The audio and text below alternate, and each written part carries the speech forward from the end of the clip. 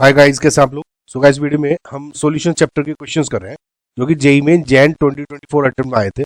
सो प्लेली ये बेसिकली जो particular chapter है ये 2 वीडियोस में कंप्लीट करूंगा मैं। सो ये पार्ट फर्स्ट है, सेकंड का आपको जब बन जाएगा तो लिंक आपको डिस्क्रिप्शन में मिल ही जाएगा। ओके, सो फिलहाल इसमें हम स्टार्ट करते हैं। We have 3 aqueous solutions of NaCl labeled as A, B and C with concentration 0.1, 0.01 and 0.001 molar respectively. The value of Van't Hoff factor of these solution will be in the order. देखिए, इसका straight forward फंडा है। सबसे पहले जो students गलती करते हैं उसमें मैं बताता हूँ। जनरली इस टाइप के क्वेश्चंस में आपको फॉर्मूला क्या होता है, जब कंसंट्रेशन दी होती है तो student normally pi equals to ICRT use करते हैं, करेक्ट। तो जो आपका यहाँ पर आई है वेंट ऑफ फैक्टर हो गया, सी आपका मोलैरिटी है ना। तो इससे तो आपको I is equals to C inverse proportional दिख रहा है अगर ये ऑस्मोटिक प्रेशर वगैरह कुछ सब कुछ कांस्टेंट हो। लेकिन इसके अकॉर्डिंग अगर करोगे तो आपका आंसर गलत आ जाएगा। रीजन बीइंग कि जो वेंट ऑफ फैक्टर होता है वो ओनली डिपेंड करता है आपके जो नंबर ऑफ डिसोसिएटेड आयंस होते हैं। जैसे NaCl दिया हुआ है तो NaCl को आप डिसोसिएट करते हो तो Na प्लस और Cl नेगेटिव में होता है। इसका आपका आई हमेशा 2 ही होगा इलेक्ट्रोलाइट के लिए, करेक्ट। नाउ वेदर इसकी कंसंट्रेशन 0.1 है, 0.01 है, 0.001 है, आई इक्वल टू 2 पे फैक्टर पे अफेक्ट नहीं होगा। तो इसका मतलब जो IA, IB और IC है वो इक्वल होंगे। अगर आपको ये सेम डेटा भी देखना है, सेम ये जो क्वेश्चन बनाएगा एक डेटा पे दिया हुआ है।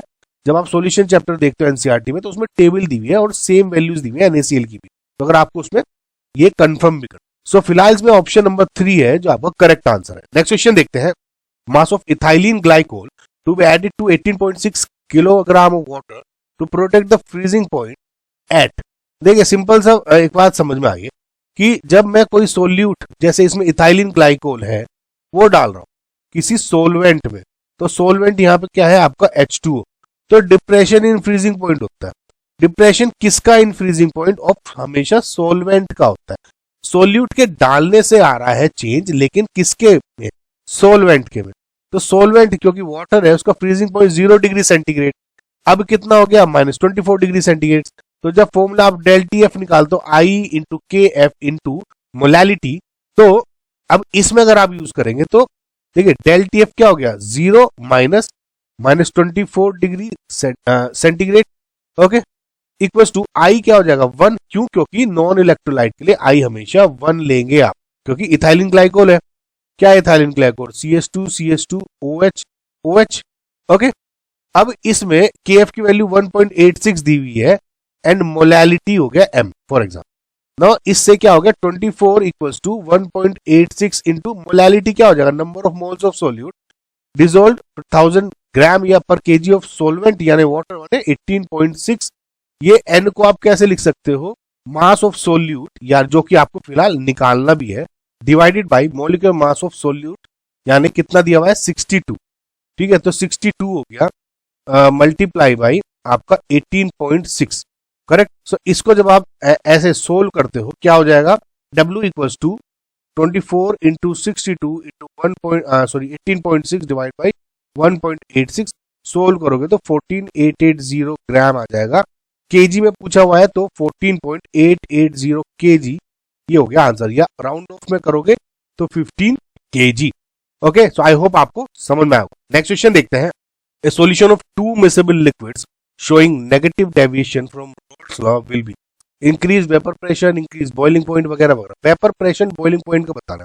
देखिए, इसमें आप क्वेश्चन आपको ज्यादा सोचने की भी जरूरत नहीं। Negative deviation from Rawls law मतलब इसका दूसरा नाम क्या है? Maximum boiling azeotrope. ओके, देखिए क्या होता है, हमारा 2 तरह के सॉल्यूशन पढ़ते हैं, ideal and non ideal. Ideal क्या होते हैं? जो कि रॉल्स लॉ को फॉलो करते हैं, और नॉन आइडियल जो कि रॉल्स लॉ को फॉलो नहीं करते, डेविएशन हो जाता है। नेगेटिव डेविएशन या पॉजिटिव डेविएशन हो सकता है।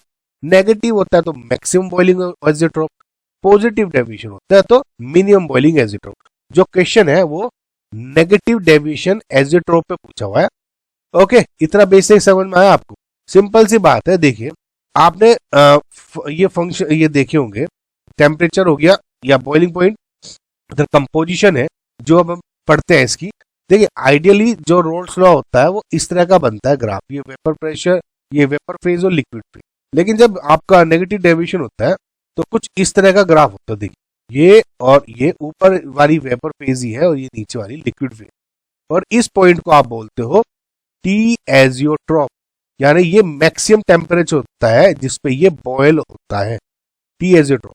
ओके, सो बेसिकली जब आप पॉजिटिव डेविएशन देखेंगे तो देखोगे ग्राफ एकदम उल्टा हो जाता है।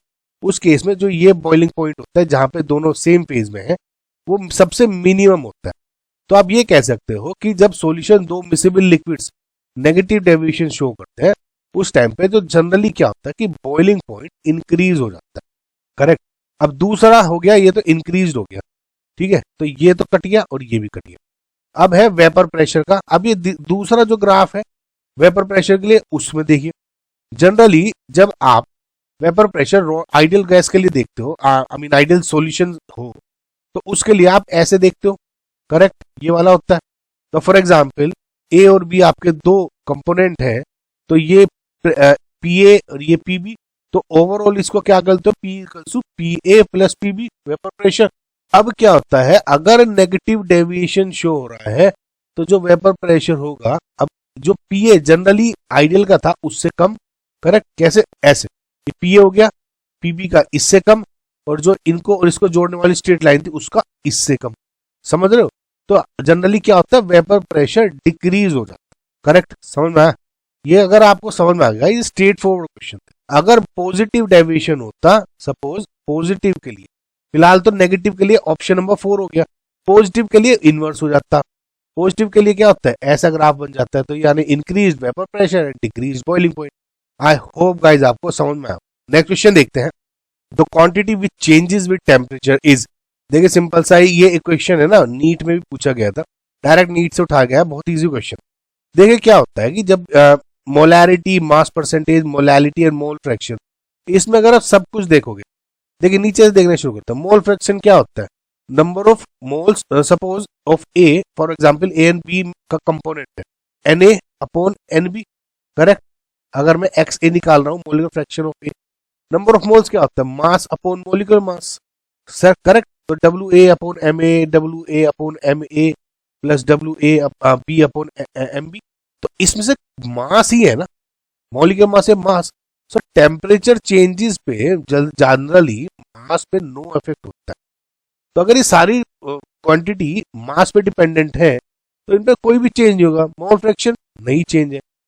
मोलैलिटी क्या होता है, number of moles of solute dissolve पर 1000 ग्राम ऑफ सॉल्वेंट, यानी ये भी सॉल्वेंट का मास हो गया, ये मास अपॉन मोलिकुलर मास हो गया, तो मोलैलिटी भी इंडिपेंडेंट है। अगेन सिमिलरली मास परसेंटेज हो गया, mass of A upon mass of A plus mass of B into 100, तो मास परसेंटेज भी हो गया। लेकिन मोलैरिटी अगर आप देखते हो, मोलैरिटी ही इक्वल ऐसा है number of moles of solute dissolve per litre of solution. Volume, volume क्या होता है, जनरली टेम्परेचर पे डिपेंडेंट होता है।